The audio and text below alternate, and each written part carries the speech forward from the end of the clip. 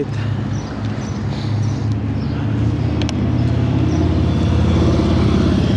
So mga boss, welcome sa bago kong video. Susubukan natin tong bagong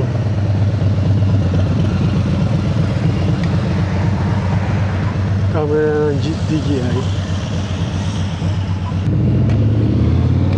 So ang weather condition natin ngayon is maaraw, pero hindi ako gumamit ng lens na hindi filter. So ang setting ko is 4K 60 frames per second, nakadilag.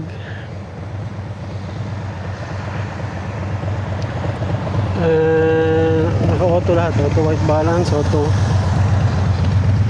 exposure.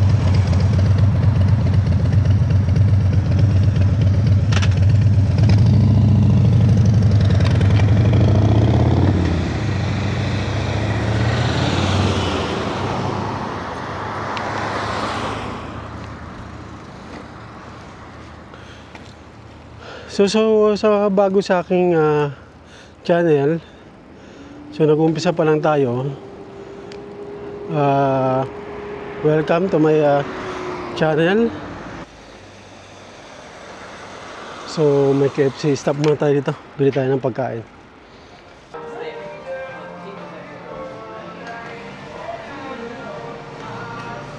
Yeah. Ayos. Yeah.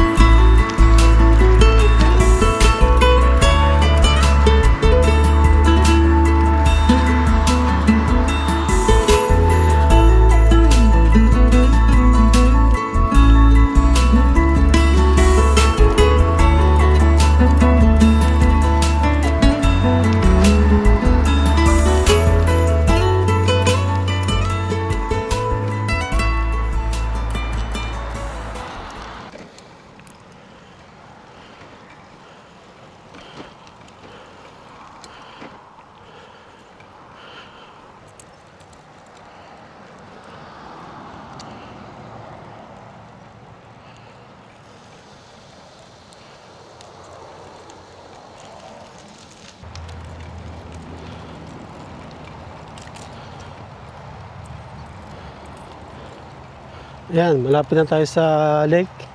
So itong daan na ito is yun pa rin, yung walk path pa rin, bike lane. Pero meron dito daan na papasok. Ayan, kasi yung sasakyan. Ayan, nakita natin may mga sasakyan. May ibang way sila na dinadaanan para makapasok dito sa lake.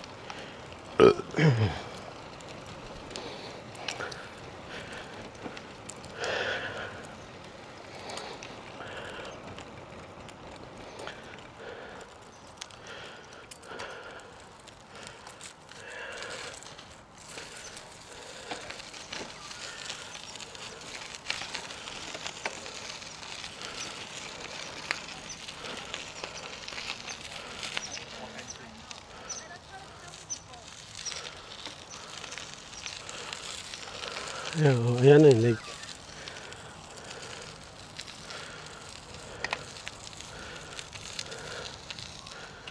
Ayan, ganda, diba?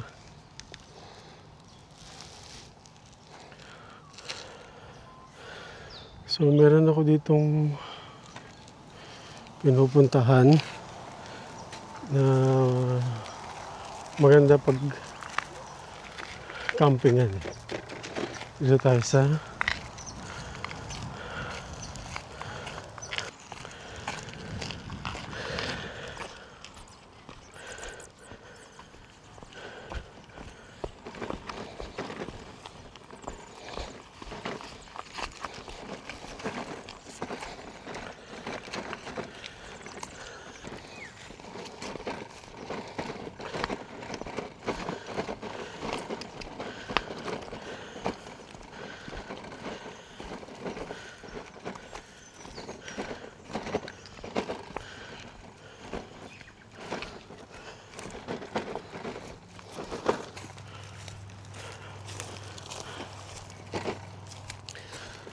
So, nandito ako ngayon sa camp dito. So, dito tayo.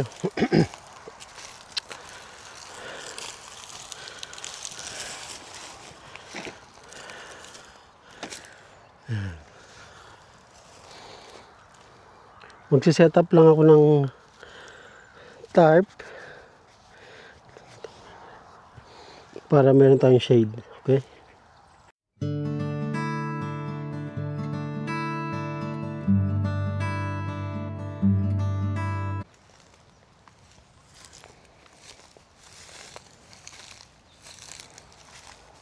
So, yan ang kabuuan ng aking setup. So, tarp lang muna ngayon. So, iikot ko lang kayo sa aking setup. Ayan.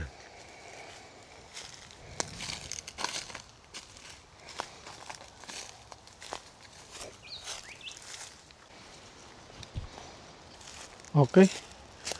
So, lakad muna tayo.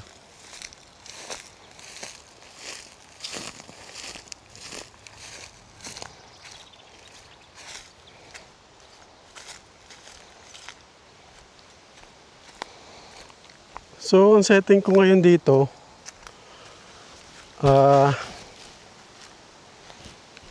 connected pa rin yung aking mini mic. Naka 4K, 25 frame per seconds. Naka horizon balancing ako. So, D-Lag M.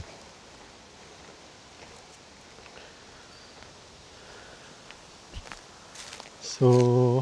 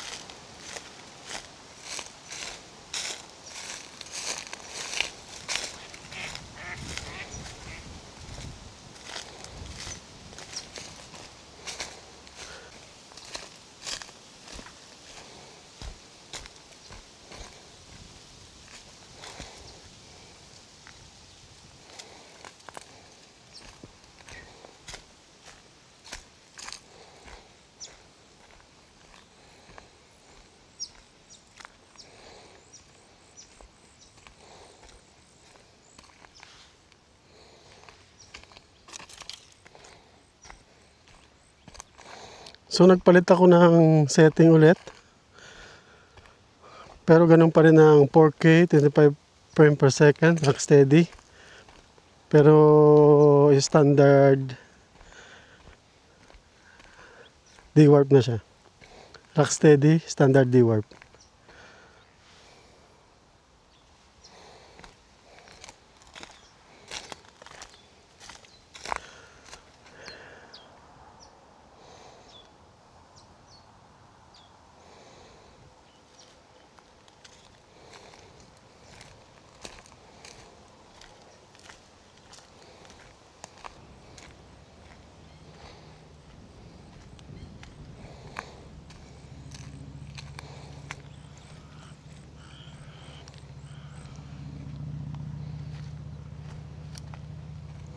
So punta pa tayo dun sa dulo. Tignan natin kung anong dulo nito.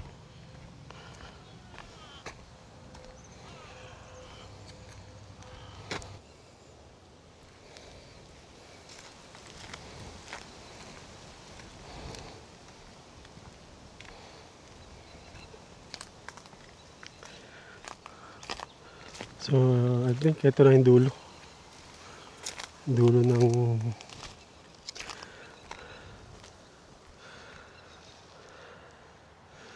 so babalik tayo dun sa camp natin, pero maglalagay ako ng ND filters. Ganun pa rin setting, pero maglalagay tayo ng ND filters. Okay, okay, yan. Nira po yung camera, so tingnan natin.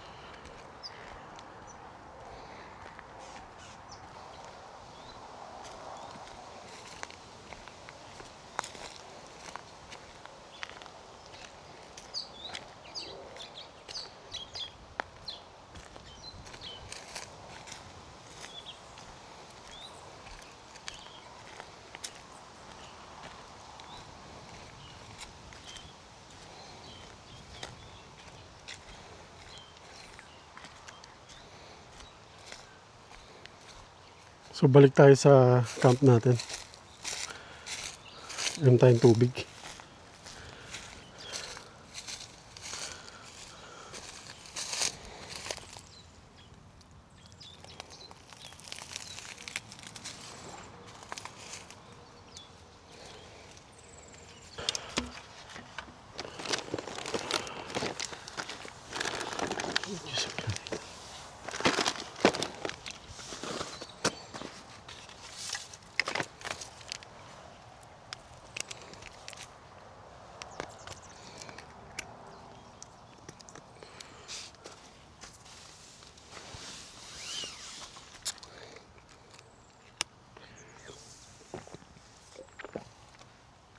Ah!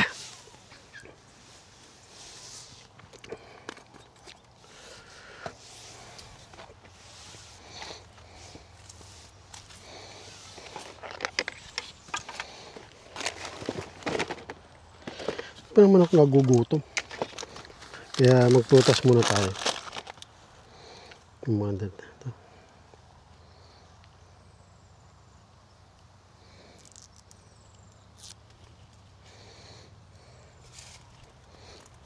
Hugasan natin.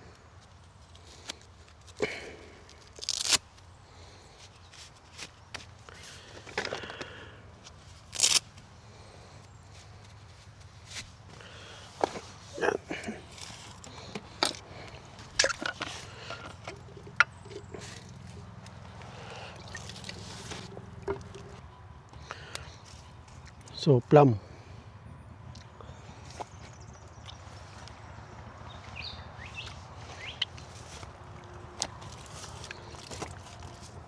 Baon ko ngayon, saging. Dalawang orange. Tsaka pineapple juice, apple juice, kunting chicha. Tsaka yung binili natin sa KFC na burger. Siguro yung mga nanonood nito, paano ko nakapunta rito sa Australia? No? Magkwenta muna tayo. So, after magbag ko, pandemic, 2020, uwi lahat.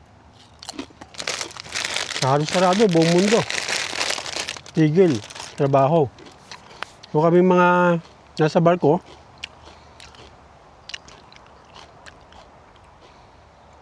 umuwi ng Pilipinas. So halos 2 taon na akong tambay. Hindi naman tambay, may mga sideline pa rin. Kasi meron akong asawa at saka 2 anak. So kailangan nating magtrabaho. So habang pandemic, so sideline. So nung taong 2022, habang nag-browse sa FB, so nakita ko yung hiring dito sa Australia. So direct hire siya.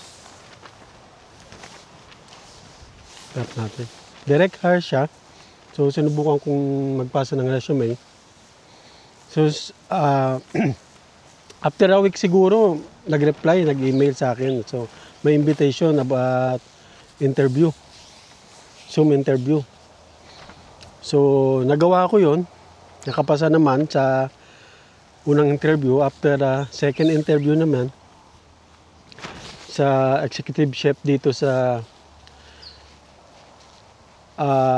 restaurant dito sa Australia na awak din ng employer ko ngayon, isa sa Italian. So yung second interview ko sa kanya, nagustuhan naman niya ako. So approve, nakapasa. So after nun, naipasa na lahat ng requirements. So na-hire ako December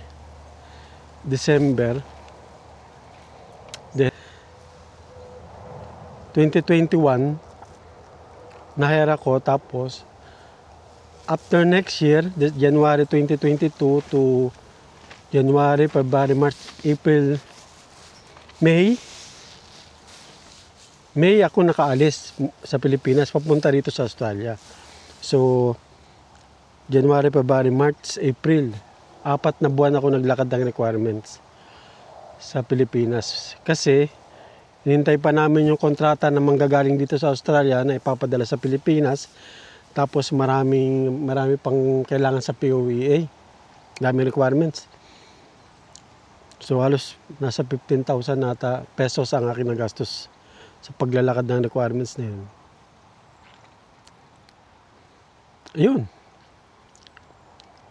So 2022 May 3,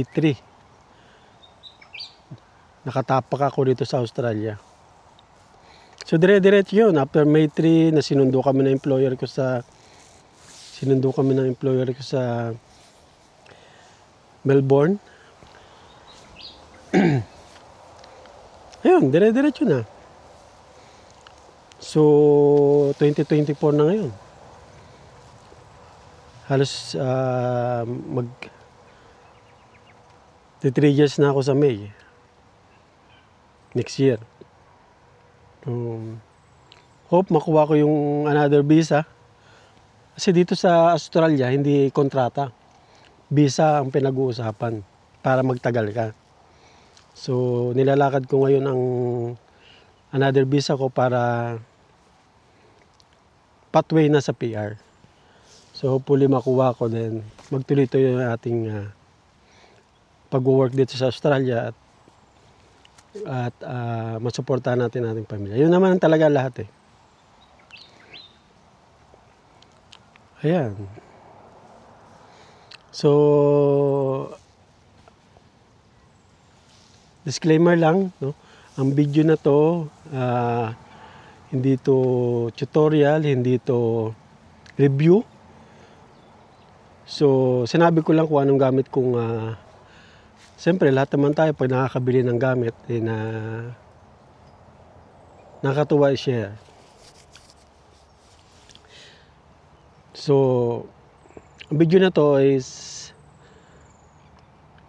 ang channel na to is nagpapakita lang ng aking trip dito sa Australia, no? Kapag may off ko, 2 days. Dito, 2 days off ang allowed namin. So, off ko ngayon. Meron akong time para ganitong trip.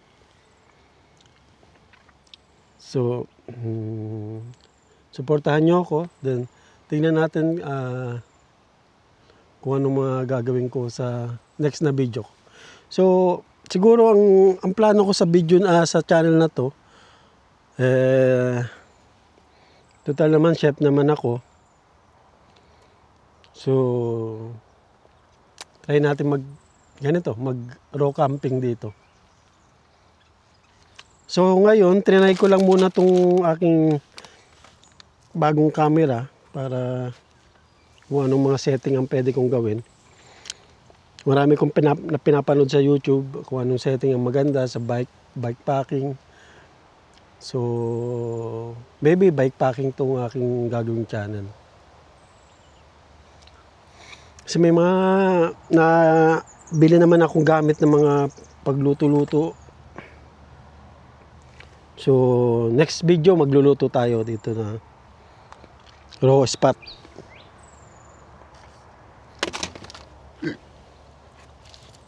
Nalaglag na.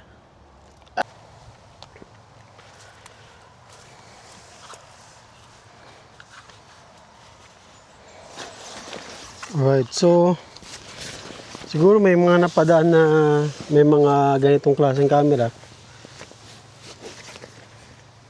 So ang setting ko ngayon dito, ngayon na video na to is gumamit ako ND filters na 32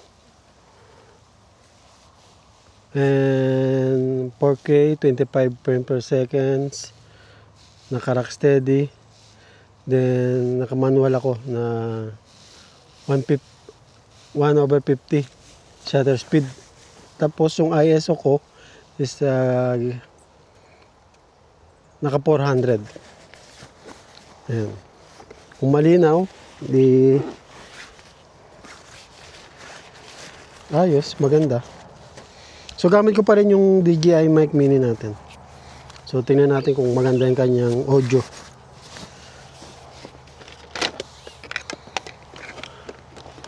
So try kong kainin na to at malalamig itong ating binili kanina.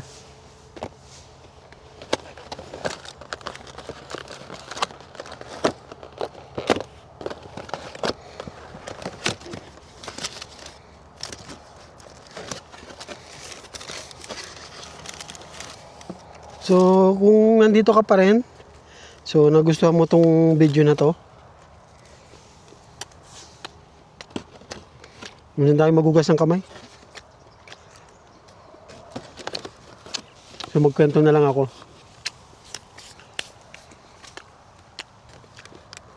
Kaya magkwento pag kumakain. Sabi nga nila sa mga magsalita abang kumakain.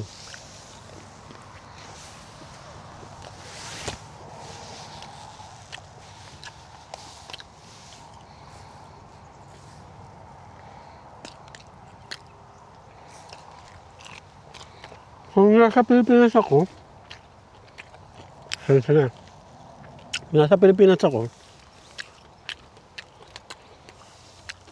trip ko rin to. Camping, hiking, bike. Pero, ang pinakamatagal kong trip doon sa Pilipinas is mag-hiking, mag-mountain. Tawag nila doon. Mountain climbing ba? So may bit ka na bag. Malalaki, ganyan. Tagpas hanggang ulo mo. 3 araw kayong sa bundok.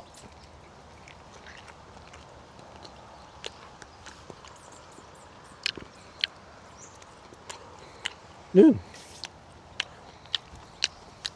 Kaya naman tayong Pilipino trip-trip. Lalo na pag mga single.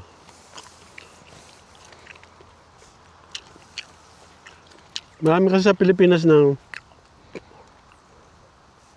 mga tawag doon. May mga group na nag-i-invite ng mga tawag nila doon sa mga sumasama, joiner. So, hindi magkakakilala. Nagkita-kita lang doon sa isang event na yon. Tapos may organizer. Yun. Yun ang trip natin. Pero magandang trip yun kasi exercise eh.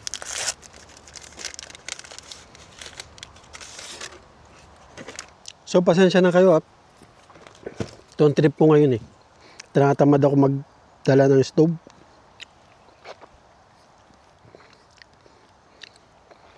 Siguro next video. Try natin magluto rito. Pag ganito kasi, ang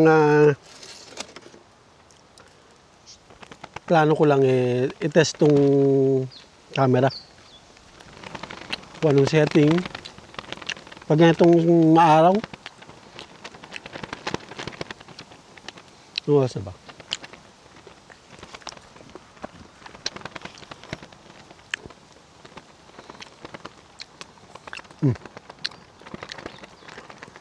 Launa na pala. 1:50 PM. Marami akong napapanood ng mga vlogger sa Pilipinas na nagluro camping. Crosspat talaga. Walang tao, sila lang. May mga tao pero mga local. Dito kasi, ito sa spot ko na to, sinabi ko nga kanina, hindi makakapunta yung mga caravan. Doon sa part na yon, doon sa pinakita kong image kanina, video, andun yung mga caravan. So, masyadong ano doon, kumbaga polluted na. Human polluted ba tawag doon? Human na, ewan ko. Kasi may mga tao na trip na tahimik. Magka-camping ka, may maingay sa paligid mo, diba? Pangit. So may mga campers na trip nature talaga, sound of nature sabi.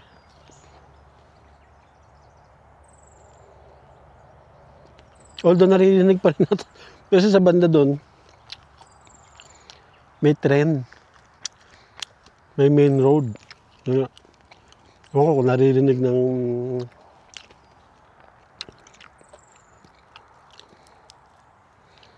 audio natin.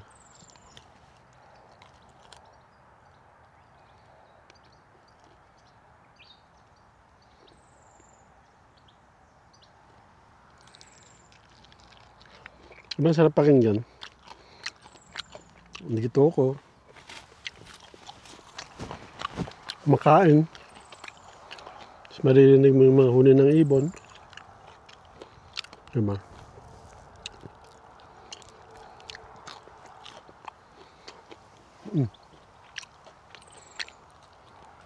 Nakalimutan ko sa tripod mo eh. So wala tayong ibang angle. Kung magtitingin ako ng ibang mga accessories, ibang kiniklip sa puno. So kung camper ka, mga ito nabubulok, Yan, pwede na itapon. Pero yung mga plastic, papel, kung ano man ang non-biodegradable, so huwag natin tapon. Dalhin natin sa pauwi. Doon natin tapon sa tamang basurahan.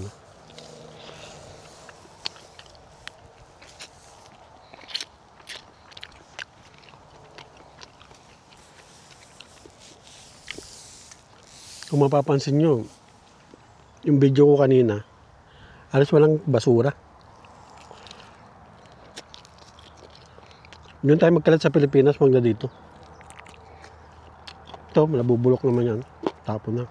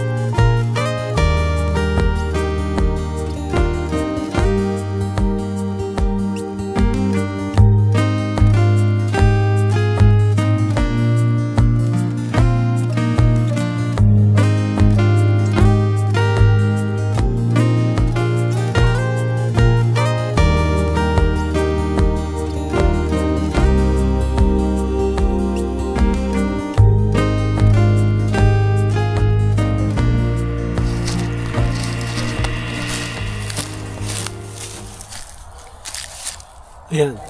Okay. Kung nandito ka pa rin, nanonood pa rin sa video ko, maraming salamat. So hindi ko na pinakita kung paano pinupi yung ating tarp. So nagplano na ako umuwi para makapagpahinga at may pasok na bukas. So till next video.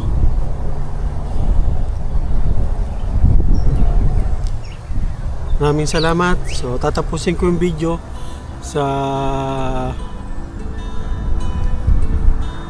hyperlapse pauwi. So ciao.